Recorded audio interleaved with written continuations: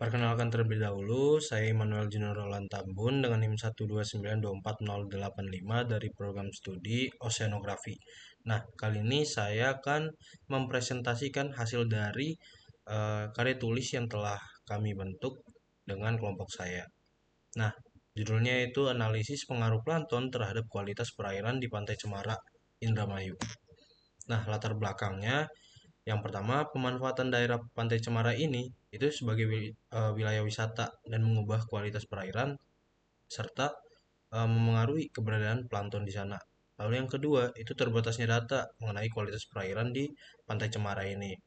Lalu rumusan masalahnya, yang pertama ada faktor apa aja yang memengaruhi keberadaan plankton di Pantai Cemara, Indramayu. Lalu yang kedua, bagaimana jenis dan jumlah plankton yang ditemukan di Pantai Cemara ini. Lalu yang ketiga, itu bagaimana pengaruh plankton terhadap kualitas ekosistem perairan di Pantai Cemara. Nah, lanjut ke ruang lingkup. Yang pertama ada plankton, lalu parameter fisik dan kimia air laut, tiga Pantai Cemara, lalu yang keempat yaitu kelimpahan plankton. Lanjut ke tujuan, di sini kami merumuskan tiga tujuan. Yang pertama, untuk mengetahui faktor apa aja yang memengaruhi plankton di Pantai Cemara ini. Lalu yang kedua, mengetahui jenis dan kelimpahan dari plankton ini di pantai ini. Lalu yang ketiga itu untuk mengetahui pengaruh dari keberadaan plankton ini terhadap ekosistem di Pantai Cemara. Lanjut ke metode apa aja yang kami pakai. Yang pertama itu tentunya pengambilan dan pengolahan sampel. Nah, eh, pengambilan dan pengolahan sampel ini, sampelnya diambil langsung pada saat kami kuliah lapangan. Lalu pengolahan sampel dilanjutkan di laboratorium oceanografi, tepatnya di ITB Kampus Cirebon. Lalu wawancara dengan masyarakat secara langsung. Ada tiga kelompok yang kami wawancarai, nelayan, lalu pedagang, serta masyarakat lokal. Lalu yang ketiga yaitu pengamatan langsung, observasi, dengan melihat parameter fisik dan kimia dari perairan air laut ini. Nah, teori dasar apa aja yang kami gunakan? Yang pertama tentunya definisi dari plankton. Plankton itu kelompok organisme yang melayang dan hidup di kolom air. Serta plankton ini nggak punya kemampuan untuk melawan arus. Lalu jenis plankton itu ada apa aja sih? Ada dua secara garis besar yaitu fitoplankton dan zooplankton. Lalu teori dasar selanjutnya itu pengaruh plankton terhadap ekosistem. Nah, fitoplankton itu uh, menjadi produsen primer di lautan atau bisa dibilang sebagai dasar paling bawah dari rantai makanan. Lalu zooplankton itu sebagai konsumen primer atau konsumen tingkat pertama yang akan memakan si fitoplankton dan meneruskan energi ke tingkat yang lebih tinggi. Lanjut, untuk menghitung kelimpahan plankton digunakan rumus ini serta dilakukan di laboratorium oceanografi menggunakan alat yang nanti namanya Sandwich Reef. Dia ini digunakan di lab, lalu selain alat ini ada juga dipakai mikroskop. Lanjut, nah ah kita akan bahas tentang hasil pengamatan.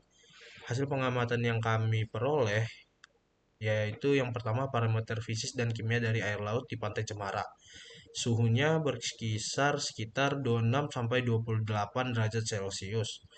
Ini diukur menggunakan menggunakan termometer air. Lalu lanjut ke kedalaman. Kedalaman diukur menggunakan uh, lampu duga. Lalu diperoleh hasil ternyata kedalaman dari si perairan Pantai Cemara ini berkisaran 1 meter hingga 3 meter untuk lokasi pengambilan sampel ya. Lalu selanjutnya ada DO dan pH. DO itu adalah dissolved oxygen atau oksigen yang terlarut. Itu diperoleh untuk kadar oksigennya itu 5 sampai 8 miligram per liternya. Lalu pH-nya di sekitar 7,2 sampai 8,6. Parameter ini diukur menggunakan hanameter, ada di gambar. Lalu salinitas atau kadar garam diperoleh dari angka 29 hingga 34 PSU menggunakan refraktometer. Oke, Nah, selanjutnya jenis plankton yang kami peroleh pada saat pengamatan itu terbagi dua, yaitu fitoplankton dan zooplankton. Ada tertera di sini. Fitoplankton itu kami memperoleh ada jenis navicular, ada Gymnodinia keae, ada Thalassiosira, ada Probisca, serta Leptopsilindrus. Nah, untuk zooplankton sendiri kami memperoleh ada Copepoda, Dapina, Rotera, Nereidae, serta Calanus. Nah, masih ada yang lain juga sebenarnya, tapi kita lanjut aja. Nah, untuk jumlah plankton yang diperoleh bisa dilihat di sini, ini dari 10 pengamatan masing-masing dari sampel.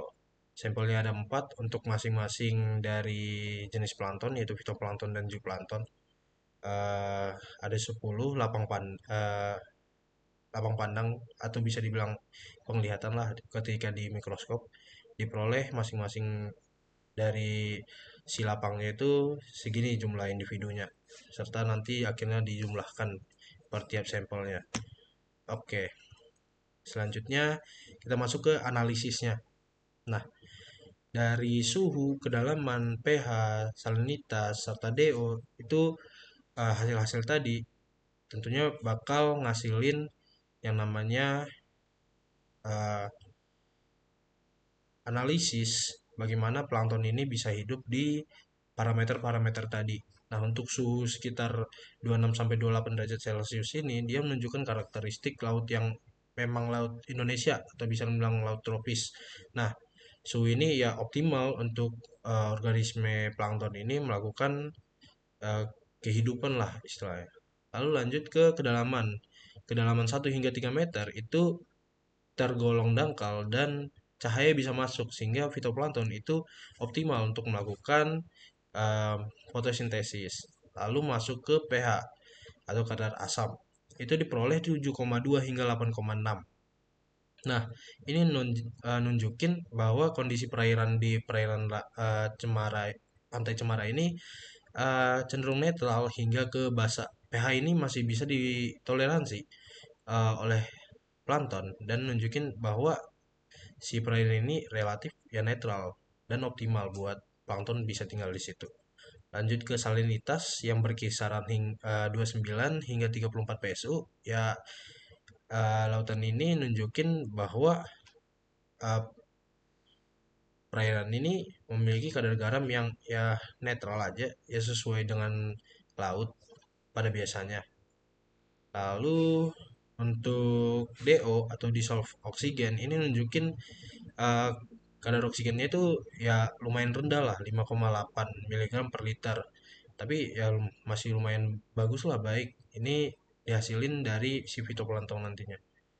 Lanjut ke kelimpahan plankton. Nah, menggunakan rumus yang tadi di teori dasar dan dari hasil yang diperoleh, itu kami memperoleh untuk kelimpahan si planktonnya itu bisa dilihat juga di keempat sampel nilainya berbeda. Ini bisa dipengaruhi oleh karena ya metode pengambilan serta waktu pengambilan juga. Lalu di sini hasil yang diperoleh itu menunjukkan bahwa perairan ini tergolong ke perairan yang oligotrofik, atau artinya bisa diartiin sebenarnya bahwa perairan ini ya masih sedikit lah jumlah planktonnya. Setelah melalui hasil dan perhitungan ini, kami juga mengolah hasil wawancara dengan masyarakat lokal. Intinya bahwa tempat ini sebenarnya pantainya adalah pantai reklamasi atau pantai yang sebenarnya ya awalnya bukan pantai yang buat sebagai wisata, tapi ditimbun pasir sehingga jadi dangkal. Nah, hal ini merupakan yang menyebabkan si planktonnya menjadi sedikit. Nah, gitu tadi hasil dan analisis serta pembahasan dari eh, karya tulis yang telah kelompok kami bentuk. Sekian dari saya, terima kasih.